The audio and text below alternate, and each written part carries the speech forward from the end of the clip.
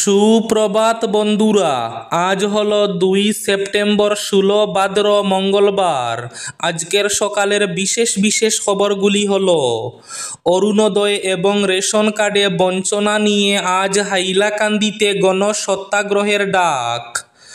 বুট চুরির অ্যাটম বোমের পর এবার আসছে হাইড্রোজেন বোমা। হাইড্রোজেন বোমা ফাটতে চলেছে, মোদিজি তৈরি থাকুন। হাইড্রোজেন বোমা ফাটার পর মোদিজি মুখ দেখাতে পারবেন না। বুট চুরির অভিযোগে ফের বিস্ফোরক রাহুল গান্ধী। করিম রায় শুধু শ্রীভূমির বিরোধী। মুসলমানরা যারা ভারতকে নিজেদের দেশ ভাবেন তারা আমাদের সঙ্গে। বরাকে থেকে বাংলাদেশের রেডিও শুনলে ভারতীয় হওয়া যায় না, বললেন মুখ্যমন্ত্রী হিমন্ত বিশ্ব শর্মা। শিলচর কনকপুরে শিশু কন্যাকে ধর্ষণ অত্যাচার মোমো বিক্রেতার, খুবই উত্তাল এলাকা, অভিযুক্ত পলাতক।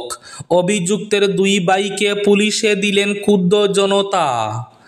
বুলেট থেকে ব্যালট, পুলিশের গুলিতে আহত মাফিয়াকে টিকিট বিজেপির। বিটিসিতে চাঞ্চল্য। বিজেপির প্রতিবাদী কর্মসূচিতে অঘটন। রাহুল গান্ধীর কুশপুতুলের সঙ্গে পুরল প্রধানমন্ত্রী নরেন্দ্র মোদী ও তার মায়ের ছবি। অস্বস্তিতে গেরুয়া দল। রাজীব ভবনে হামলা, বিজেপি নেতাকর্মীদের বিরুদ্ধে এফআইআর কংগ্রেসের। শিলচরে রাহুল গান্ধীর কুশপুতুল পুরাল বিজেপি। যিনি অন্যকে সহজে বোকা বানাতে পারেন তিনি বড় নেতা, বিতর্ক উস্কে দিলেন কেন্দ্রীয় মন্ত্রী নীতিন গাডকারি। পাতারকান্দির বনাঞ্চলে উচ্ছেদ চালানোর দাবি, মুখ্যমন্ত্রী হিমন্ত বিশ্ব শর্মাকে স্মারকপত্র হিন্দু জাগরণ মঞ্চের। উচ্ছেদের পরিস্থিতি খতিয়ে দেখতে অসম সফরে এলেন জমিয়ত উলেমার প্রধান মাওলানা মেহমুদ মাদানি। মুখ্যমন্ত্রী হিমন্ত বিশ্ব শর্মার সবুজ সংকেত, পুজোর পরেই দল পরিবর্তন কমলাক্ষ সিদ্দিকের। এবং থাকবে আজকের বরাক উপত্যকার 3 জেলার আবহাওয়ার খবর। তাহলে বিস্তারিত খবরে যাওয়ার আগে অবশ্যই ভিডিওটিতে একটি লাইক করে চ্যানেলটি সাবস্ক্রাইব করে পাশের বেল আইকনটি বাজিয়ে রাখবেন এবং ফেসবুক পেজটি ফলো করে ভিডিওটি অবশ্যই শেয়ার করবেন যাতে সঠিক তথ্যগুলো সবার কাছে পৌঁছাতে পারে। এবার শুনুন আজকের খবরগুলির বিস্তারিত। প্রথম খবর, অরুণোদয় এবং রেশন কার্ডে বঞ্চনা নিয়ে আজ হাইলাকান্দিতে গণসত্যাগ্রহের ডাক। হাইলাকান্দি জেলায় অরুণোদয় 3 প্রকল্পের সদ্য প্রকাশিত তালিকায় ব্যাপক কেলেঙ্কারির বিরুদ্ধে এবার আন্দোলনে নামছে রাইজর দল। দলীয় সূত্রে জানা গেছে, বঞ্চিত মহিলাদের নিয়ে আজ মঙ্গলবার হাইলাকান্দির জেলা আয়ুক্তের কার্যালয়ের সামনে এক বিশাল গণসত্যাগ্রহ আন্দোলনের ডাক দেওয়া হয়েছে। অরুণোদয় প্রকল্প থেকে বঞ্চিত হওয়া প্রত্যেক বিধবা, বিকলাঙ্গ এবং অবিবাহিত মহিলার নাম অন্তর্ভুক্ত করার দাবিতে আহ্বান করা। এই গণসত্যাগ্রহ আন্দোলনে হাজার হাজার মহিলা অংশ নেবেন বলে জানিয়েছেন রাইজর দলের কেন্দ্রীয় সাধারণ সম্পাদক জহিরুদ্দিন লস্কর। তাছাড়া নতুন রেশন কার্ড তৈরি ও পুরনো রেশন কার্ডে নাম অন্তর্ভুক্ত করার জন্য প্রত্যেক জিপিতে গ্রামসভা করে যে তালিকা দেওয়া হয়েছে সে তালিকা অনুযায়ী রেশন কার্ড প্রদান করা এবং নাম অন্তর্ভুক্ত করার দাবিও উত্থাপন করা হবে গণসত্যাগ্রহ আন্দোলনের মাধ্যমে। বুট চুরির অ্যাটম বোমের পর এবার আসছে হাইড্রোজেন বোম। হাইড্রোজেন বোমা ফাটতে চলেছে, মোদিজি তৈরি থাকুন। হাইড্রোজেন বোমা পড়ার পর মোদিজি মুখ দেখাতে পারবেন না। বুট চুরির অভিযোগে ফের বিস্ফোরক রাহুল গান্ধী। ভোটার তালিকায় কারচুপির অভিযোগে ফের কেন্দ্রে থাকা বিজেপি সরকারের বিরুদ্ধে বিস্ফোরক মন্তব্য করলেন কংগ্রেস নেতা রাহুল গান্ধী। সোমবার পাটনায় শেষ হলো ইন্ডি জোটের বুট অধিকারের যাত্রা। সেখানেই বিজেপিকে তোপ দেগে রাহুল গান্ধী বলেন, যা আসছে সেটা পরমাণু বোমার থেকেও ভয়ঙ্কর, একটা হাইড্রোজেন বোমা। খুব শীঘ্রই বুট চুরির সত্যিটা সামনে আসবে। রাহুল গান্ধীর কথায় বিজেপি ও নির্বাচন কমিশন মিলে পরিকল্পিতভাবে ভোটার তালিকায় জালিয়াতি করেছে। কখনো আসল ভোটারের নাম বাদ দেওয়া হয়েছে, আবার কোথাও নকল বা মৃত ভোটার যোগ হয়েছে। তিনি আরও দাবি করেন, আমি যে বুট চোর গদ্দি চোর স্লোগান তুলেছি, আজ সেটা চীন থেকে আমেরিকা পর্যন্ত প্রতিধ্বনিত হচ্ছে। একই সঙ্গে রাহুল এও দাবি করেন, নতুন যে তথ্য সামনে তিনি আনবেন, সেটা দেখার পর প্রধানমন্ত্রী নরেন্দ্র মোদীর আর মুখ দেখানোর জায়গাও থাকবে না। শিলচর কনকপুরে শিশু কন্যাকে ধর্ষণ অত্যাচার মোমো বিক্রেতার, খুবই উত্তাল এলাকা, অভিযুক্ত পলাতক। অভিযুক্তের দুই ভাইকে পুলিশে দিলেন ক্ষুব্ধ জনতা। একটি 4 বছরের শিশু কন্যাকে ধর্ষণ এবং শ্লীলতাহানির অভিযোগে উত্তাল হয়ে উঠল শিলচর শহরতলির কনকপুর প্রথম খণ্ড। এই ঘটনাকে কেন্দ্র করে খুবই ফেটে পড়েন জনসাধারণ। এই ঘটনায় মূল অভিযুক্ত মোমো বিক্রেতা শাহিদুল চৌধুরী। তার বাড়ি শ্রীভূমি জেলার মাইজগ্রামে। সুনাই রোড এবং চামড়া গুদামে তার মোমোর দোকান রয়েছে। ঘটনার পর সে পালিয়ে যায়। তার ভাই ওয়াজিদ চৌধুরী এবং সাব্বির আহমেদ এই ন্যাক্কারজনক ঘটনার কথা স্বীকার করেছেন। সোমবার স্থানীয় জনসাধারণ এদের ধরে পুলিশে সমঝে দিয়েছেন। শাহিদুল চৌধুরী গত প্রায় 2 বছর ধরে কনকপুর প্রথম খণ্ডে একটি ভাড়া ঘরে থেকে বিভিন্ন স্থানে মোমোর দোকান চালাতো। তার এই ব্যবসায় এক মহিলা সহ 4 কর্মচারী রয়েছেন। শাহিদুলের ভাই ওয়াজিদ জানিয়েছেন, সে দোকানের মহিলা কর্মচারীর সঙ্গে শারীরিক সম্পর্ক করার চেষ্টা করে ব্যর্থ হয়ে ওই মহিলার 4 বছরের শিশু কন্যাকে ধর্ষণ এবং শ্লীলতাহানি করেছে। বিজেপির প্রতিবাদী কর্মসূচিতে অঘটন, রাহুল গান্ধীর কুশপুতুলের সঙ্গে পুরল প্রধানমন্ত্রী নরেন্দ্র মোদী ও তার মায়ের ছবি। অস্বস্তিতে গেরুয়া দল, কংগ্রেসের বিরুদ্ধে প্রতিবাদী কর্মসূচিতে নেমে অতি উৎসাহের ফলে অঘটন ঘটাল বিজেপি। রাহুল গান্ধীর কুশপুতুলের সঙ্গে পুড়িয়ে দিলেন প্রধানমন্ত্রী নরেন্দ্র মোদী এবং তার মায়ের ছবি। এ বিষয়টি নিয়ে তোলপাড় লেগেছে সর্বত্র। অস্বস্তিতে পড়েছে নলবাড়ী জেলা বিজেপি। জানা গেছে, গোটা রাজ্যের সঙ্গে নলবাড়ীতেও কংগ্রেসের বিরুদ্ধে প্রতিবাদী কর্মসূচি আয়োজন করেন বিজেপি কর্মীরা।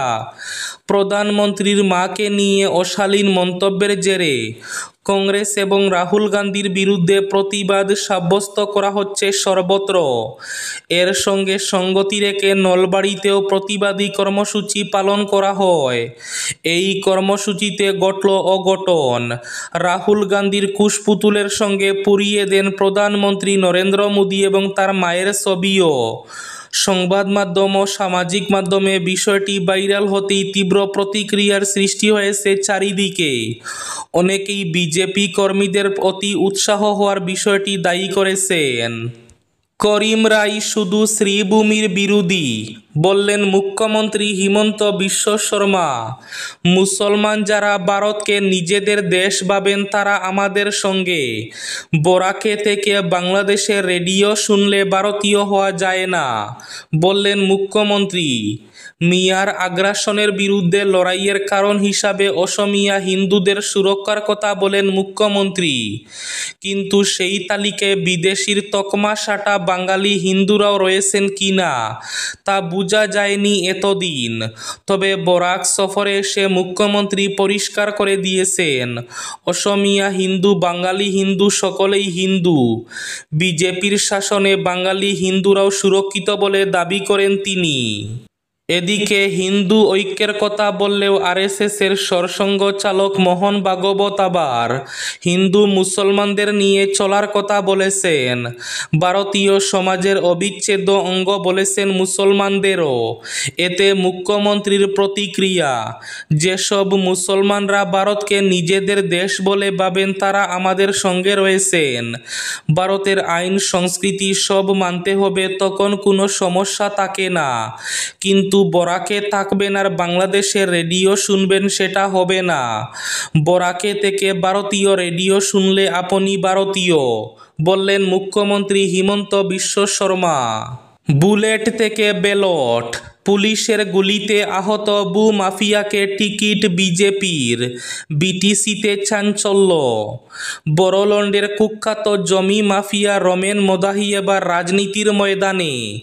বড়োল্যান্ড টেরিটোরিয়াল কাউন্সিল নির্বাচনে তিনি বিজেপির টিকিটে বাক্সার কোকলাবাড়ি আসনে প্রতিদ্বন্দ্বিতা করছেন। একবার পুলিশের এনকাউন্টারের মুখোমুখিও হয়েছেন তিনি। 2023 সালের 26 নভেম্বর গৌহাটির লালুংগাঁওয়ে পুলিশের সঙ্গে সংঘর্ষে আহত হয়েছিলেন তিনি। পুলিশ হেফাজত থেকে পালিয়ে যাওয়ার চেষ্টা করলে পুলিশ তার উপর গুলি চালায়। তার বিরুদ্ধে রয়েছে একাধিক অপরাধ মামলা। বিটিসি নির্বাচনে এমন ব্যক্তিকে টিকিট দেওয়ায় তীব্র সমালোচনার মুখে পড়েছে বিজেপি। মুখ্যমন্ত্রী হিমন্ত বিশ্ব শর্মার সবুজ সংকেত, পুজোর পরেই দল পরিবর্তন কমলাক্ষ সিদ্দিকের।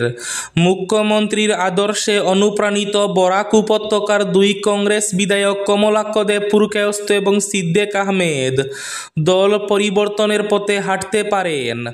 দক্ষিণ করিমগঞ্জের বিধায়ক সিদ্দিক আহমেদ প্রকাশ্যে স্বীকার করেছেন, দুর্গাপুজোর পর তিনি সমর্থকদের নিয়ে অসম গণপরিষদে যোগ দেবেন।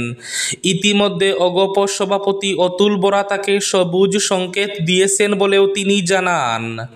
অন্যদিকে উত্তর করিমগঞ্জের বিধায়ক কমলাক্ষ দেব পুরকায়স্থ এবার মুখ্যমন্ত্রীর সঙ্গে দীর্ঘ আলোচনা হওয়ার কথা স্বীকার করলেও কবে বিজেপিতে যোগদান করছেন এ নিয়ে স্পষ্ট কিছু জানাননি।